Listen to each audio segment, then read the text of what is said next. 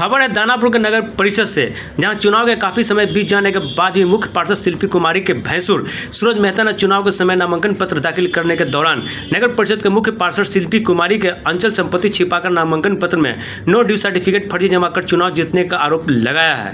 दानापुर नगर परिषद के मुख्य पार्षद शिल्पी कुमारी के भैंसुर ने राज्य चुनाव आयोग में मुख्य पार्षद शिल्पी कुमारी के विरुद्ध लिखित आवेदन देकर नामांकन रद्द करने की मांग किया है। सूरज कुमार मेहता ने बिहार राज्य चुनाव आयोग में मुख्य पार्षद शिल्पी कुमारी का अध्यक्ष पद को अयोग्य घोषित करने की मांग करते हुए लिखित शिकायत दर्ज कराया है। इस मामले को लेकर राज्य चुनाव आयोग ने जिला निर्वाचन पदाधिकारी को आगामी 5 जून को सुनवाई के लिए निर्देश जारी किया है। दानापुर नगर परिषद के मुख्य पार्षद शिल्पी कुमारी के भैंसुर सूरज मेहता ने बताया है कि उनके छोटे भाई स्वर्गीय दीपक कुमार मेहता की पत्नी शिल्पी कुमारी उर्फ शिल्पी देवी मात्र एक मकान का नो ड्यू सर्टिफिकेट चुनाव आयोग के समक्ष प्रस्तुत किया गया था और हमारे छोटे भाई स्वर्गीय दीपक मेहता की पत्नी वर्तमान मुख्य पार्षद शिल्पी कुमारी उर्फ शिल्पी देवी ने कई जगहों पर वार्ड संख्या 27, 31 और 33 में बने मकान के बारे में चुनाव आयोग से छुपाया गया था।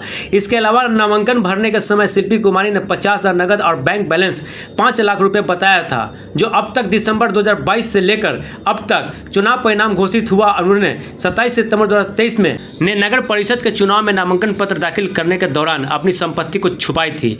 उन्होंने बताया कि नामांकन के दौरान शपथ पत्र में मात्र एक मकान 71,55,000 रुपए की जमीन रजिस्ट्री कराई गई। मात्र 9 महीने में इतनी संपत्ति कहां से आई थी, इसकी जांच की मांग भी किया गया है सूरज मेहता के द्वारा। मामला जो है कि इस केस को उठाने के लिए दबाव दे करके हम पे बार बार झूठा केस कर करके कुछ अस्थायी समिति द्वारा बार बार फंसाने की कोशिश किया जाता है ताकि मैं इस केस को कंप्रोमाइज़ कर दूँ। लेकिन मैं कंप्रोमाइज़ करने वाला नहीं हूँ, क्योंकि मैंने अपने भाई की प्रतिष्ठा के लिए मैंने चुनाव लड़ा था, ना कि किसी एक व्यक्ति के लिए जो कि उसका मोहरा बन करके आज साजिश होता जा रहा है। और नगर परिषद में चरम पर भ्रष्टाचार है।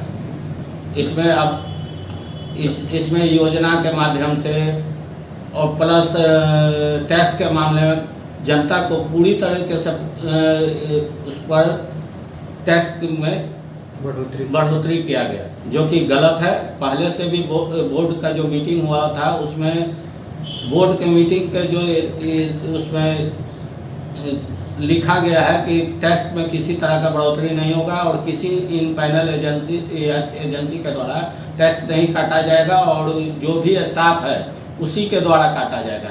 जो भी रेट बढ़ा रेट है उसी पर स्टाफ लोग काटेंगे। लेकिन यहाँ तो ब्लैक जैसे कि ब्लैक लिस्टेड कंपनी को दे दिया गया है और उसका 5 साल का एग्रीमेंट कर दिया गया है, जो कि 5 साल का एग्रीमेंट होता नहीं है और ये 11 महीना का एग्रीमेंट होता है। 5 साल का डायरेक्ट देने का मतलब है उसमें बहुत तरह से ये लोग अवैध वसूली कर रहे हैं।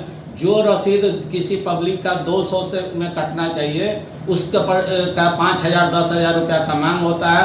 मोटेशन के लिए सभी से 10,000 रुपया का डिमांड होता है। अगर देता है तो उसका मोटेशन होता है, नहीं तो उसका दौड़ाया जाता है।